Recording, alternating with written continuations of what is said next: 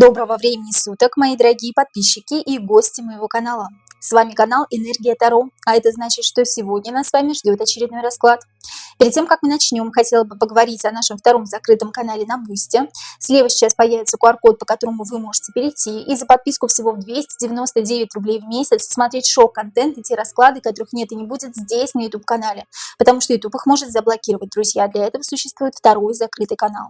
И я благодарю всех тех подписчиков, которые с нами на закрытом канале на Бусти уже с прошлого года. Друзья, ваши имена и ники сейчас появятся на ваших экранах. Благодарю вас за то, что вы есть у нас. Напоминаю вам о том, что у меня есть личные расклады, обряды, и мы делаем обрядовые свечи из натурального воска своими руками. За обрядовыми свечами, обрядами и личными раскладами просьба обращаться в личку. Личка указана в комментариях под любым видео. Если вы не нашли мой личный контактный номер телефона, можете написать мне любой комментарий под любым видео, я вам обязательно отвечу. Также прошу вас ставить лайки на это видео, для того, чтобы видео продвинулось. Жмите на колокольчик, пишите комментарии. На колокольчик нужно нажимать для того, чтобы всегда быть в курсе новых видеораскладов на моем канале. А с нами сегодня карты Таро Алистера Кроули. Здравствуйте, карты. И поговорим мы с вами сегодня о королевской семье.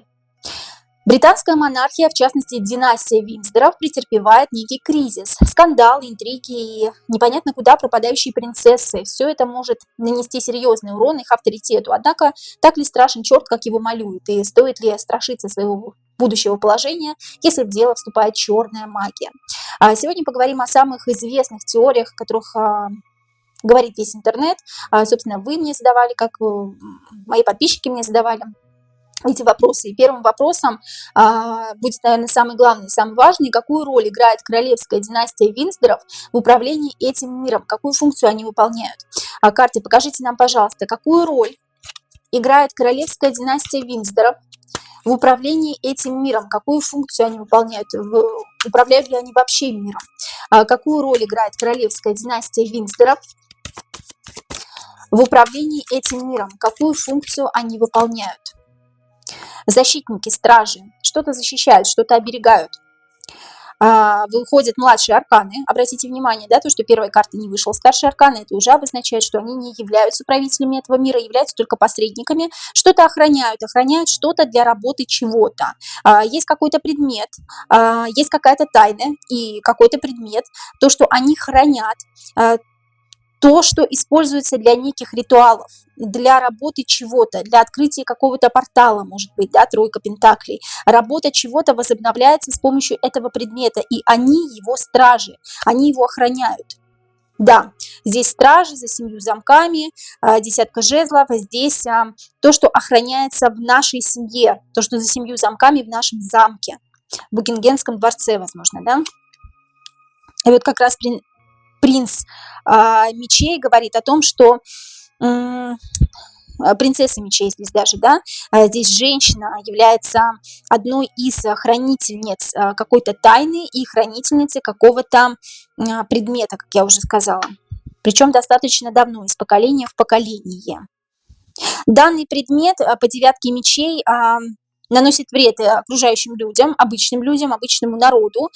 И девятка мечей здесь еще о страхах.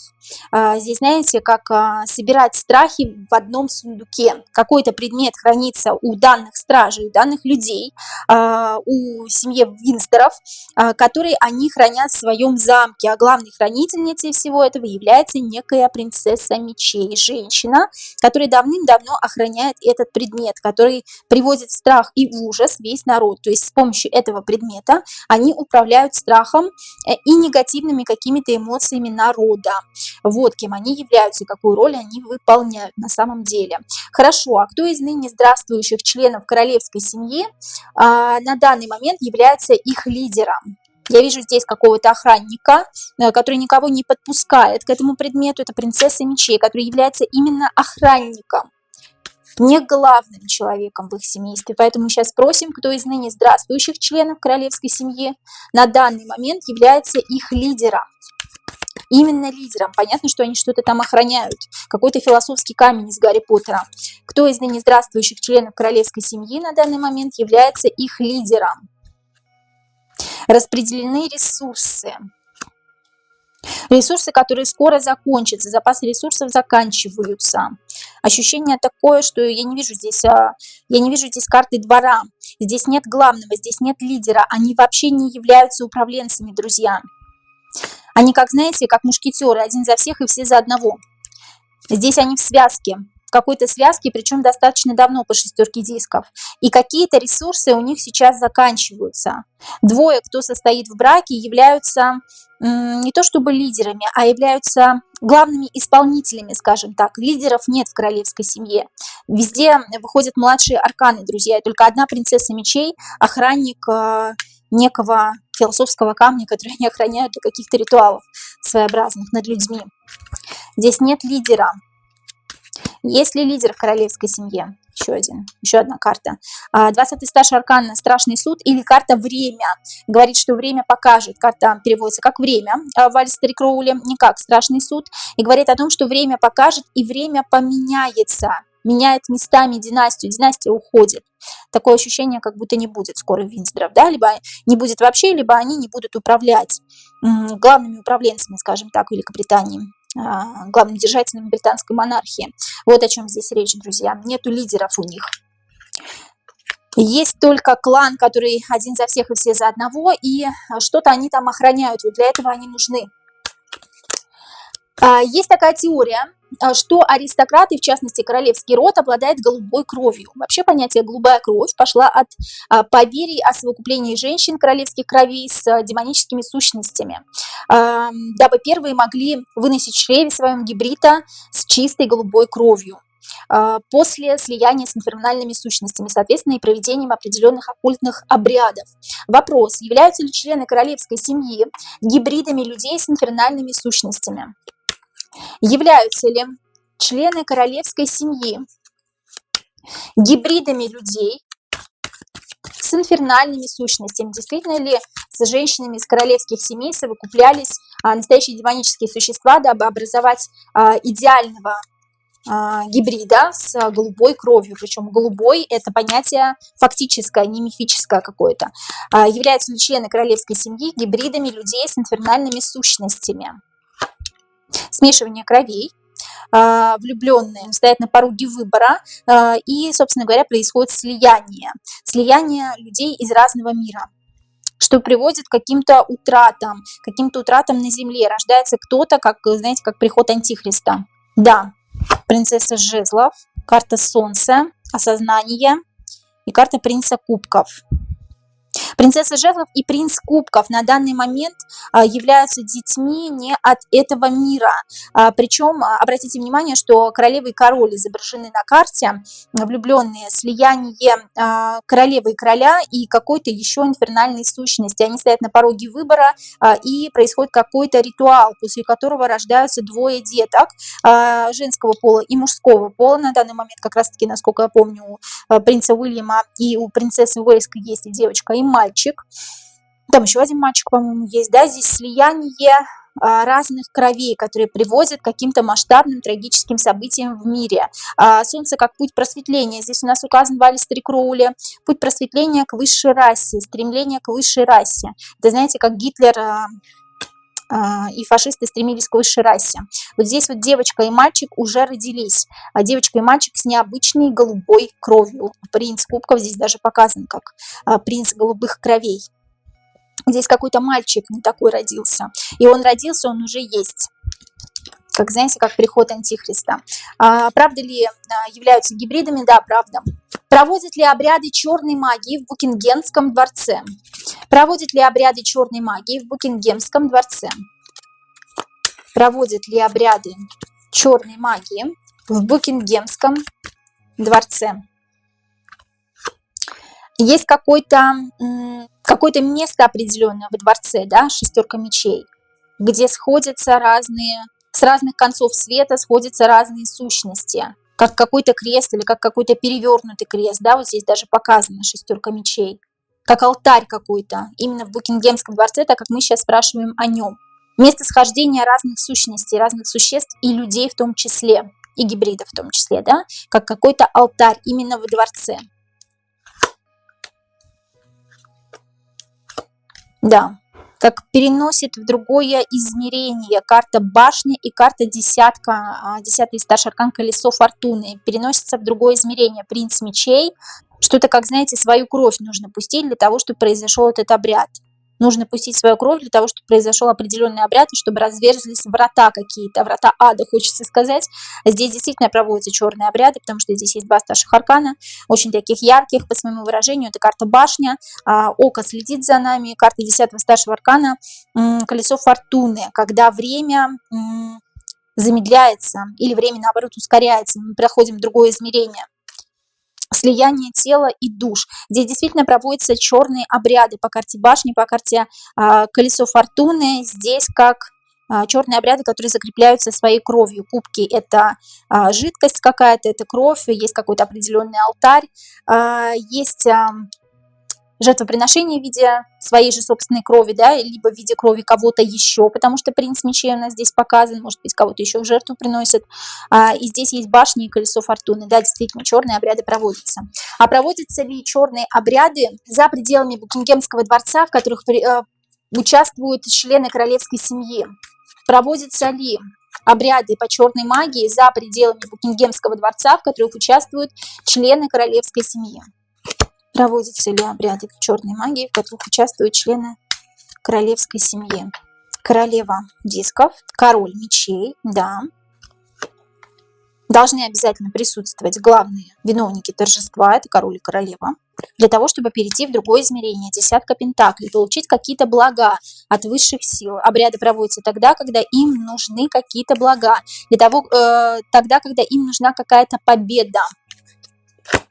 Да, для одержания какой-то победы, для наполнения нужны какие-то жертвы, соответственно, да. Король и королева участвуют в темных обрядах. Хорошо, а есть ли жертвоприношение? Приносят ли в жертву члены королевской семьи детей, молодых людей и девушек? Приносят ли в жертву члены королевской семьи детей, молодых людей и девушек? Понятно здесь, что король и королева участвуют в этих обрядах для того, чтобы наполняться чем-то и для того, чтобы выигрывать в чем-то, да, для того, чтобы одерживать в чем-то победу. Приносят ли в жертву детей и молодых людей? У нас сразу вышел принц жезлов, молодой человек, который отвечает нам на вопрос «да», потому что выпала карта двора. В жертвоприношениях участвуют люди, нужна чья-то кровь. Да, однозначно. Туз дисков, для того, чтобы получить какие-то ресурсы, нужно использовать чью-то кровь. Но у меня пока только молодой человек выходит. Для того, чтобы одержать победу, нужно использовать чью-то кровь и наполнить какой-то сосуд определенный. Должен сделать это император, должен сделать это тот, кто управляет Великобританией, да, я так понимаю. Тот, кто управляет, он должен наполнить сосуд чьей-то кровью, кровь молодого человека. Туз кубков и принц жезлов плюс император нам еще может говорить о совокуплении. Совокупление, однополая любовь, да, однополое совокупление при данных ритуалах. Да, десятка мечей, что приводит к смерти одного из присутствующих на данном ритуале. Соответственно, этот присутствующий – это жертва, некий принц жезлов. В основном это мальчики. Друзья, следующий вопрос. Имеет ли какое-либо отношение к королевской семье Влад III или Влад Цепиш или Дракула, более известный, князь Валахии? Какое? Имеет ли какое-либо отношение к королевской семье Влад Цепиш или Влад Дракула? Дракула – это род драконов. Имеет ли какое-либо отношение к королевской семье?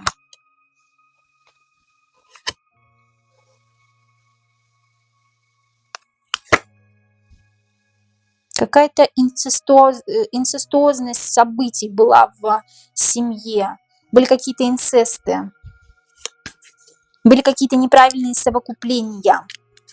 Имеет самое прямое. Но здесь как неправильное какое-то слияние. Карта силы, карта сексуального слияния, сексуальной агрессии. Для того, чтобы прийти к просветлению, для того, чтобы познать какой-то определенный путь, карта Солнца, для того, чтобы пойти выше рангом, выше к Солнцу, нужно как-то неправильно неправильно совокупиться внутри семьи, совокупление. Совокупление внутри семьи. Инцесты какие-то. Да, является ли потомком? Да, туз мечей, однозначно. Потомок воин. В семье происходили какие-то неправильные совокупления. Да, слияние двух тел из одной и той же семьи. На сексуальной почве здесь все, да. Карта 20-го старшего аркана «Страшный суд» здесь выражает карту времени. Переводится как время. Через время, через века. Да, это их родственник, однозначно. Только здесь вот что-то, как я уже сказала, с инцестом связано. Неправильное какое-то кровосмешение.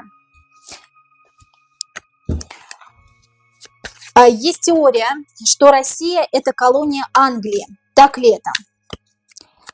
Есть теория, что Россия является колонией Англии. Так ли это? Однозначно. Рыцарь мечей. И здесь что-то связано с войной, какими-то ресурсами. Как, знаете, кто-то кому-то отдает свои ресурсы, когда начинается какая-то война. Кто-то кому-то отдает ресурсы, когда начинается война. Является ли Россия колонией Англии? Да. Влияет ли каким-либо образом королевская династия на судьбу России? Влияет ли каким-либо образом королевская династия на судьбу России? Самым прямым образом. 10-й старший аркан колесо фортуны. Какие-то перемены. Будут ли перемены или будет ли какой-то застой в жизни Российской Федерации? Это решает Великобритания, королевская британская монархия. Опять-таки мужчины и женщины здесь выпали, да, у нас в раскладе. Является ли Россия колонией Англии? Да, однозначно. Дает Англия России какие-то ресурсы. Рыцарь мечей – это у нас что-то связанное с войной, с какими-то военными действиями, ресурсы, когда начинается некая какая-то война. И какая-то война начинается с подачи Англии, с подачи Великобритании.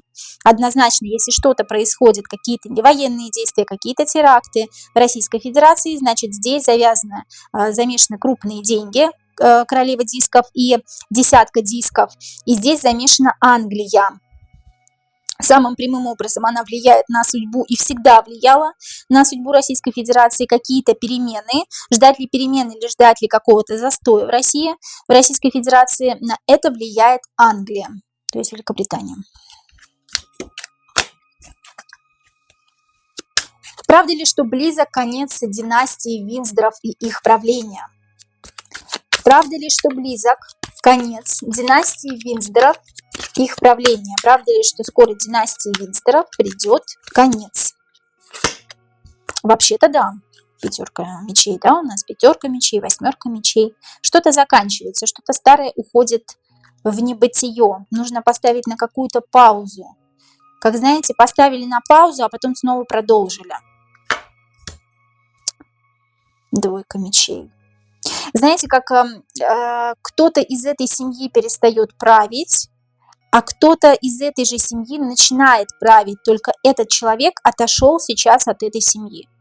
Здесь, как знаете, споры между этим человеком и между семьей. Здесь, знаете, немножко на принца Гарри даже похоже, да, как он отошел немножко сейчас от своей семьи и придет туда новым королем.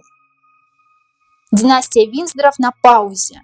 Но придет из этой же династии кто-то, с кем сейчас жаркий спор, с кем сейчас какие-то недоразумения происходят внутри семьи. Внутрисемейные какие-то, с каким-то королем жезлов. Какой-то король жезлов придет.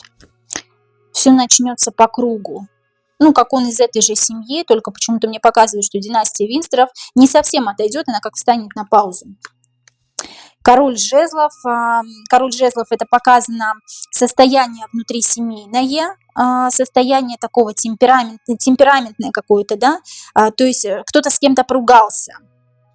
Кто-то с кем-то поругался, и кто-то из этой же семьи придет править. Некий принц мечей, как король войны он будет, знаете, много войн будет. Вот тот, кто придет править в Великобритании, следующий с ним будет очень много войн, король войны. Почему-то мне так показывают.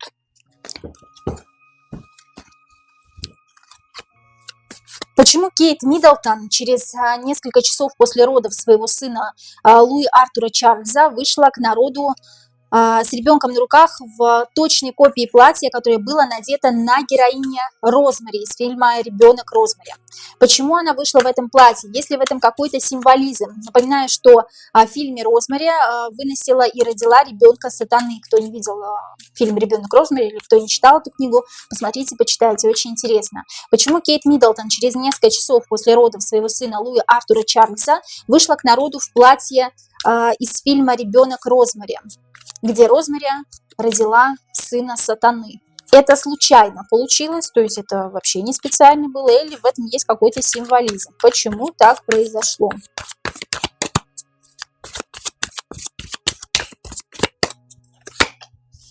Символизм в этом есть в любом случае, да, что-то пришло, что-то приходит, что-то уходит. Как знаете, что-то не получилось один раз, приходит еще раз, как будто бы они уже пытались один раз это провернуть. О чем тут речь? С некой королевой мечей уже пытались так сделать. У некой королевы мечей тоже должен был родиться сын, который по королеве мечей, как вы знаете, как приход Антихриста. Ну, почему-то не получилось у них. Вот у тех, кто сейчас правит у королевской династии, у них не получилось один раз, как будто еще раз пришлось сделать. Но это символизм в этом есть, конечно, да? Магия, использование чистой магии, внедрение в тело женщины. Здесь не от Уильяма, не от принца Уильяма сын. Внедрение в тело женщины, внедрение в тело принцессы жезлов некой сущности. Помните, как я говорила, да? Когда змея совокупляется с женщиной, с принцессой жезлов. И происходит слияние почему-то 3 тел у меня показано. И за всем за этим стоит некий ритуал. Как будто женщина находится не в сознании, когда с ней это происходит. Когда зачали этого ребенка, я имею в виду Луи, да? Тут как какой-то интерес со стороны королевской династии есть к этому ребенку. То, что ребенок как-то будет править миром, то есть как приход нового антихриста, да? Один раз они пытались это сделать, у них не получилось с некой королевой мечей. Королева мечей родила какого-то ребенка, не получилось. Было такое же совокупление. И сейчас то же самое произошло с Кейт Миддлтон. Я надеюсь, вы понимаете, да, о чем речь. Если не понимаете, пишите в комментариях. Мы с вами поговорим на эту тему. Хорошо, а тогда такой вопрос. Является ли настоящим биологическим отцом Луи Артура Чарльза принц Уильям? Является ли настоящим биологическим отцом Луи Артура Чарльза принц Уильям? Да, но здесь есть что-то еще, друзья.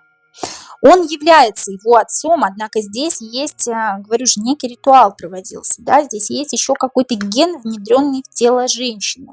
И оба на это согласились, оба на это пошли, оба сделали выбор. На чаше весов женское и мужское. Слияние 2 тел, и есть еще что-то третье извне, то, что их, скажем так, благословляет. Вот я не понимаю, о чем здесь речь. Туз жезлов – это однозначно, он является отцом. Дурак – это карта новорожденного. Дурак здесь находится в матке. Однозначно он является отцом, однако произошел некий ритуал. И оба знали об этом, и принцесса, и принц. Они оба пошли на это, а над ними был еще кто-то. Кто-то третий, и что-то было внедрено, какая-то жидкость была внедрена в тело принцессы Уэльской. Вот тут о чем речь, понимаете? Тут ребенок не совсем какой-то обычный, тут что-то с ребенком не то. Понимаете, вот здесь об этом идет речь. Хорошо. Луи Артур Чарльз является ли антихристом? Луи Артур Чарльз, сын Кейт Миддлтон и принца Уэльского, является ли антихристом? Является ли антихристом сын Кейт Миддлтон и принца Уэльского Луи Артур Чарльз? Какой-то не такой, как все, да, как от змеи от какой-то. Здесь вот что-то есть, какой-то ген змеи. И здесь 2 жезлов нам еще говорит о переменах каких-то. То есть измененной ДНК. Понимаете, вот перемены. Изменение сознания, перемены, слияние инь и янь и еще чего-то третьего — это какая-то змея. А на змее корона, обратите внимание. Здесь какие-то перемены внутри ДНК человека. Да, башня, разрушение здесь совершенно не то, что должно быть у нормального, обычного человека.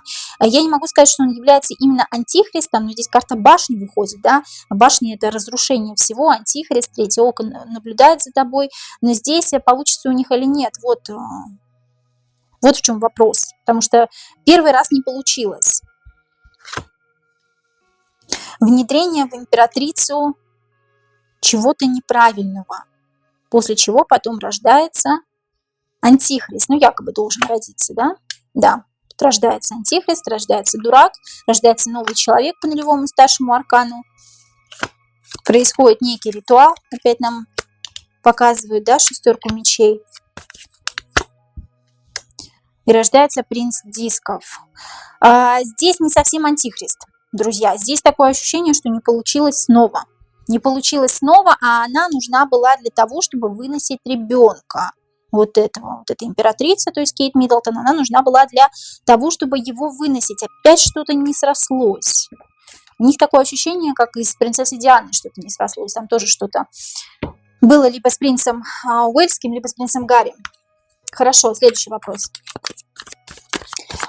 Как Луи Артур Чарльз связан с принцем Гарри, помимо родственных уз? Почему я это спрашиваю? Дело в том, что в красном наряде с белым воротничком леди Диана, как и Кейт Миддлтон, показывала маленького Гарри народу в 1983 году. Это совпадение или в этом есть какой-то скрытый смысл? Давайте все-таки добьем эту тему. Как Луи Артур Чарльз связан с принцем Гарри, помимо родственных уз? Есть ли скрытый смысл в том, что леди Диана показывала принца Гарри новорожденного в таком же примерно наряде, как и Кейт Миддлтон? Может быть, это был принц Гарри, с которым не получилось сделать антихриста, кто его знает. Как Луи Артур Чарльз связан с принцем Гарри, помимо родственных уз? Я же говорю, вот что-то вот здесь, карта дьявола, да? Карта дьявола здесь говорит как раз-таки о том, что вот есть мужской половой орган, да, вы видите, да, его, наверное, на карте на своей. Мужской половой орган, здесь что-то связано с интимом, что-то связано с зачатием. Из одного яйца вылупилось, не получилось, из другого яйца теперь вылупилось, да. Как принца Гарри хотели сделать антихристом, не вышло. Как будто бы еще раз попробовали, снова не вышло. Тут планы не выполняются у глобалистов, понимаете, тут что происходит-то? Да, они связаны, и в этом есть скрытый смысл по дьяволу, то, что хотели сделать и того, и другого антихристом, что-то не срослось, что-то не сходится у них что-то не получается. Кольцо на пальце Кейт Миддлтон, следующий вопрос, друзья, не будем останавливаться на нем долго. Кольцо на пальце Кейт Миддлтон, доставшееся ей в наследство от леди Дианы, влияет ли как-то отрицательно на Кейт и могут ли через него управлять Кейт? Вообще через украшения можно управлять человеком посредством черной магии. Если это кольцо, если это какие-то серьги, что-то нательное, какой-то медальон может быть. Кольцо на пальце Кейт Миддлтон влияет ли как-то отрицательно на Кейт? Могут ли через него управлять Кейт? Карта принца жезлов управляет, причем управляет принц, управляет мужчина. В прямом смысле этого слова принц может быть, да, управление жизнью человека. Карта 10-го старшего аркана, колесо фортуны, у нас очень часто выходит. Управление жизнью человека, его какими-то кармическими задачами. Да, однозначно, 3 карты положительные. Император и принц жезлов управляют жизнью через кольцо, круг, кольцо. Мы говорим сейчас про кольцо, и мы говорим про жизненный путь. Негативно ли влияет? Да, негативно. Через него управляют принцессой. Кто вручил ей это кольцо? Кто вручил кольцо Кейт Миддлтон? Знал ли он о влиянии через кольцо на Кейт? О будущем влиянии на нее? Данное кольцо, напомню, носила леди Диана. Кто вручил кольцо Кейт Миддлтон? Кто вручил это кольцо? Тут как-то, знаете, все вместе, как, знаете, сошлись, все пути дорожки, сговорились. Тут целый клан, целое семейство. Тут давно кто-то знал, то, что придет такая Кейт Миддлтон, которая родит антихриста, дай Боже, но что-то не вышло. Да, тут как-то планы посыпались, планы рухнули. Планы рухнули по справедливости. Ничего не вышло, ничего не получилось. Здесь как-то все вместе знали, все семейство знало, скажем так. Следующий вопрос. Где сейчас находится Кейт? Она в Великобритании. Где сейчас находится Кейт Миддлтон? Я задавала уже вопрос, жива ли она или нет. У меня есть шорт-видео, короткое видео на канале. Она жива. Но я не задала вопрос, где сейчас она находится. Где сейчас находится Кейт Миддлтон? Она находится в Великобритании. Она находится в Великобритании. Да. Она находится в Великобритании, опустошена. Опустошена — это либо не дают есть, пить, потому что есть определенный какой-то ритуал, либо опустошена, берут кровь, либо что-то еще берут у нее, да, либо опустошена, находится не в сознании, не в своем уме, как не в плане сумасшедшей, а в плане того, что ее программируют на что-то. Ее на что-то программируют, причем очень жестко. Давайте посмотрим еще раз, что с ней делают сейчас, что сейчас происходит с Кейт Миддлтон, что с ней делают. Что сейчас происходит с Кейт Миддлтон, что с ней делают. Ну, карта Луна, обряды, да, темные сейчас происходят над ней. Карта Луна еще говорит о сознании, опять-таки, да, МК Ультра. Сознание другого человека, двойник может быть, ее хотят поменять местами. Если сознание ее не урегулируется так, как необходимо королевской семье, королевской династии, то ее поменяют местами с кем-то. Почему это происходит с Кейт? Планировалось ли это заранее? Давайте ответим на этот вопрос. Мы в целом уже ответили на него в других наших ответах сегодняшних. Почему это происходит с Кейт? Планировалось ли это заранее? Почему то, что сейчас происходит с Кейт, происходит именно с ней? Планировалось ли это заранее? Ну, во-первых, да, тут король и королева должны были сойтись, король кубков, король водного знака зодиака и королева должна была сойтись, и у них, то есть у них должно было все развалиться. Привести это должно было либо к разводу, либо к тому, что кто-то из них уйдет в мир иной, да, то есть здесь не получилось бы нормальных семейных отношений, здесь все планировалось заранее. Обратите внимание, что у короля кубков на карте, на рисунке изображен ракообразный, крабообразный. Ракообразный, крабообразный, они всегда ведут к старшему аркану Луна с классической колоды Артура Уэйта. И говорят они об иллюзорности этого мира, а значит, говорят о том, что король кубков знает, что происходит. То есть король кубков, принц Уэльский, когда женился на Кейт, он заранее знал, что с ней что-то произойдет. Что она либо не выживет, что либо с ней будет что-то худое. Знали ли заранее? Нужна была такая королева. Королева дисков. Королева жезлов, королева дисков. Яркая, темпераментная, женщина земного знака зодиака, возможно, стабильная женщина, с которой все произойдет, с которой произойдет новая жизнь. Десятка кубков – это переход в новую жизнь или новая жизнь по Алистеру Кроули, которая происходит из чувств, то есть которая происходит после слияния тел, двух тел или нескольких тел, там уж непонятно, как у них, да, по ритуалам. Я говорю, они как будто бы были вдвоем, но что-то в ее тело еще внедрили, какое-то другое семя, от чего получился такой необычный ребенок. Но, как я уже говорила, у них не получилось. Десятка, второе – это всегда что-то новое, переход в какую-то новую жизнь. Заранее планировалось, да, нужна была такая женщина. Добрая, хорошая, самоотверженная, яркая, темпераментная, желательно земного знака зодиака, спокойная, стабильная, уравновешенная.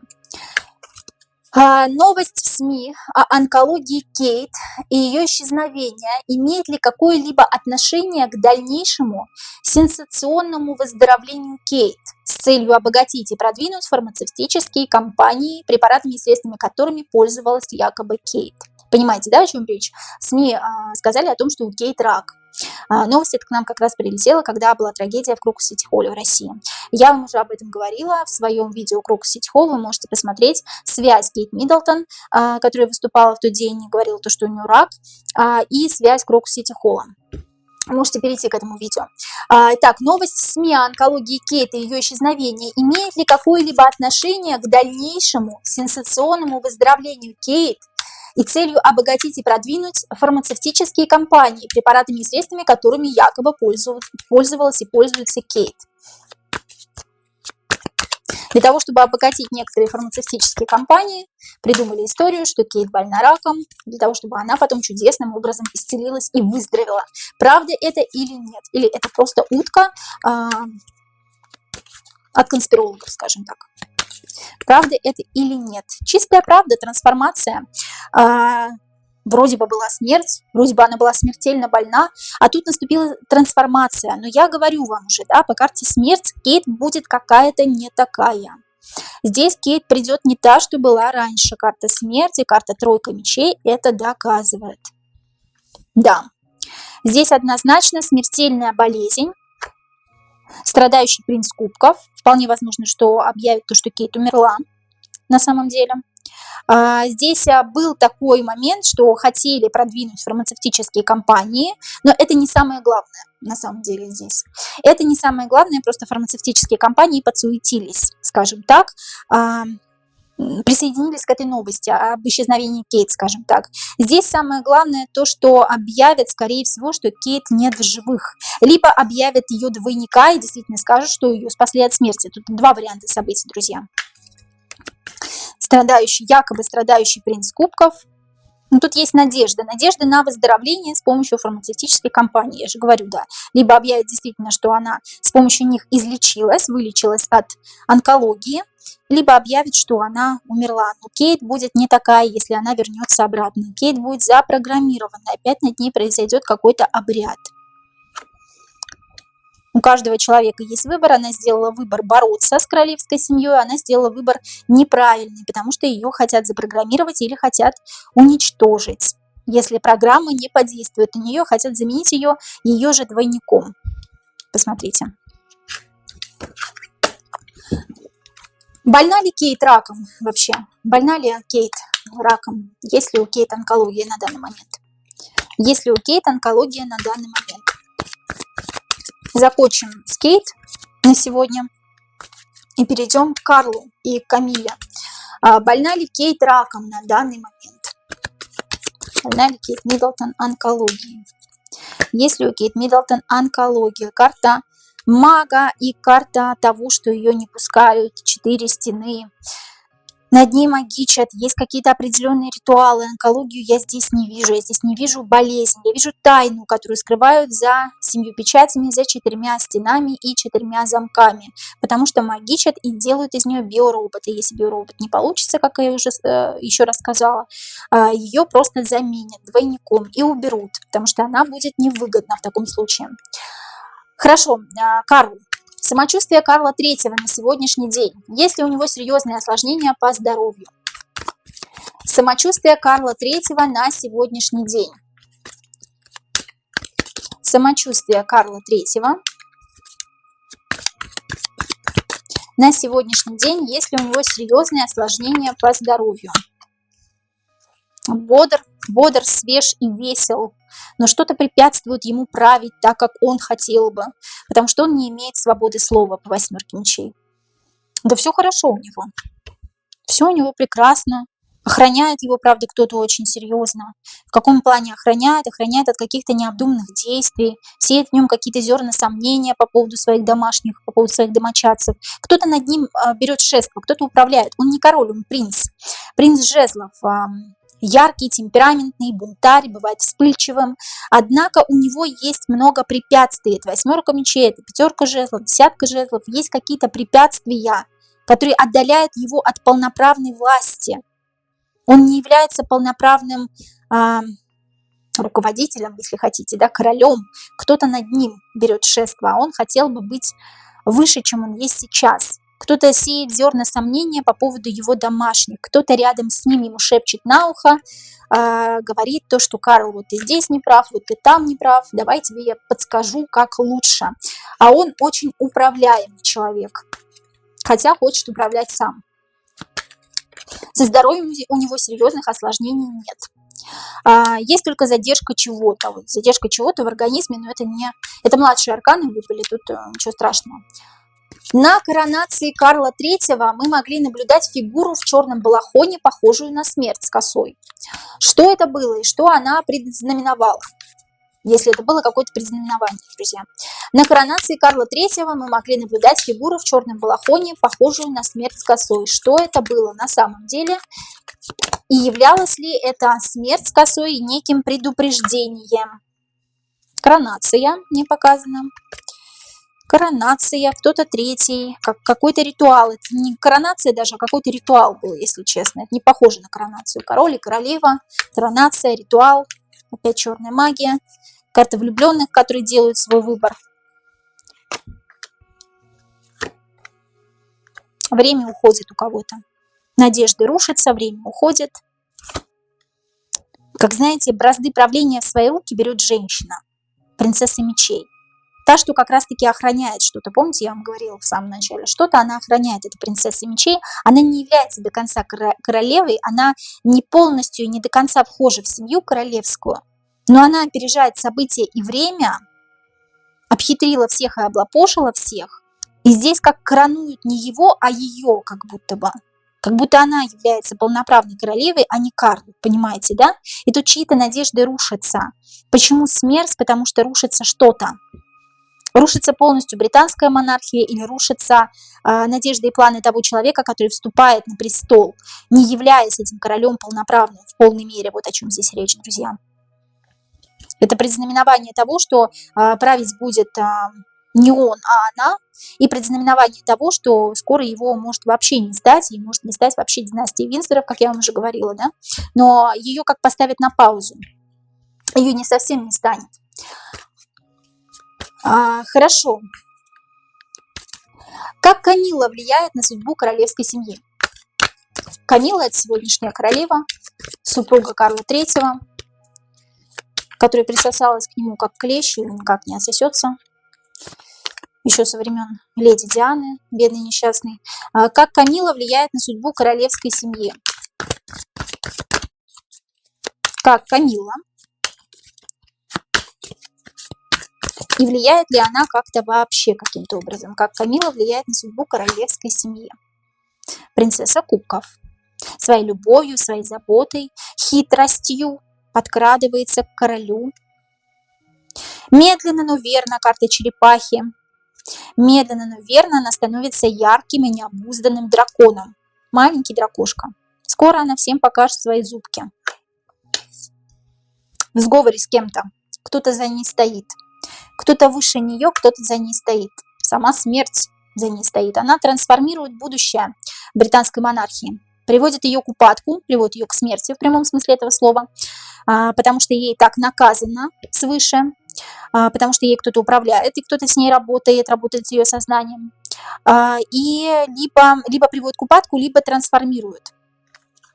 Потому что я, как уже сказала, не Карл управляет, а она управляет Великобританией на данный момент. Да, карта повешенного говорит в данной колоде говорит не о жертве, не о состоянии эффективности, как обычно. Карта повешенного говорит: я пригвоздила себя к этому дому, я пригвоздила себя к этому замку, и я отсюда никуда не уйду, пока вы меня не выгоните. Каким способом вы меня будете выгонять, это никому не известно, потому что я обладаю тайными знаниями. Карта повешенного – это пригвоздить себя к этому замку, и все, я отсюда никуда не денусь, пока вы все не помрете, грубо говоря. Какое отношение, какое влияние имеет Камилла? Самое прямое отношение имеет и влияние имеет, самое яркое, потому что за ней кто-то стоит, стоят за ней глобалисты. Они ее подослали в дом, в королевскую семью для чего-то. Для того, чтобы она что-то разрушила и что-то построила заново. Но в первую очередь по двойке кубков вступила в законный брак с Карлом III для того, чтобы трансформировать что-то в британской монархии, как я уже сказала. Действительно ли Камилла практикует черную магию? Действительно ли Камилла практикует черную магию? Действительно ли Камилла практикует черную магию? Какие-то манипуляции идут с мужчиной. С мужчиной какие-то манипуляции, мужчину превращают в дурака, пудрит голову мужчине, или был какой-то приворот. Карта семерка кубков. Кубки, эмоции, чувства. Превратила мужчину, превратила принца мечей, воздушного знака зодиака, в какого-то дурака. Тут приворот какой-то был. Очевидно, приворот на Карла. Практикует ли? Да, конечно. Туз мечей, причем практикует сама, самостоятельно. Давно. Карта звезда, холодная карта. Для слияния с этим человеком. Ее специально подослали, практикует ли Камила черную магию, практикует ли слияние с этим человеком, она его приворожила, причем достаточно давно. И я так чувствую, что еще со времен Дианы, да, когда он встретил Диану, когда еще не встретил Диану. Ну и последний вопрос такой зададим. Будет ли Гарри следующим королем Великобритании? Очень хотелось бы задать еще кучу вопросов. Друзья, вы задавайте свои вопросы, пожалуйста, в комментариях, если у вас есть какие-то вопросы на тему королевской семьи, по королевской семье. Самые интересные вопросы, на которых будет стоять больше всего сердечек, больше всего лайков, на них я сделаю шорт-видео. Будет ли Гарри следующим королем Великобритании? Будет ли Гарри? В своих шорт-видео я говорила о том, что Гарри будет следующим королем Великобритании. Карта мага. У него все звезды, у него все карты в руках, друзья. Первый старший аркан. Он как-то выбивается из системы. Карта положительная. То ли он владеет уже, то ли он будет владеть чем-то, каким-то искусством черной магии, из-за которого его возьмут на трон, собственно говоря. Он является не совсем простым человеком. Будет ли Гарри королем Великобритании? Счастье. Счастье для него. Счастье для меня быть королем. Счастье, его счастье. Девятка кубков. Почти переполненное счастье. Для чего-то он нужен глобалистам, друзья. Да, Верховная Жрица. Карта мага. Верховная Жрица – это карта тайных знаний, карта духовного мастерства, карта каких-то практик. В данном случае рядом с магом карта черной магии. Будет ли Гарри королем? Однозначно. Счастье для него быть королем. Верховная Жрица еще может обозначать, что кто-то сверху его поставит. И что это уготовано свыше уже достаточно давно. Да, по карте Солнца возвышение будет. Просвещение, возвышение к звездам, к Солнцу. Гарри будет следующим королем. Друзья, задавайте свои вопросы, пожалуйста, в комментариях, как я уже сказала. Я обязательно сделаю короткий шорт-видео на эту тему. Напоминаю вам о том, что у меня есть личные расклады, обряды. И мы делаем обрядовые свечи из натурального воска своими руками. По вопросам обучения на картах Таро прошу обращаться ко мне в личку. Личка указана в комментариях под любым видео. Друзья, я вас очень люблю и до новых встреч!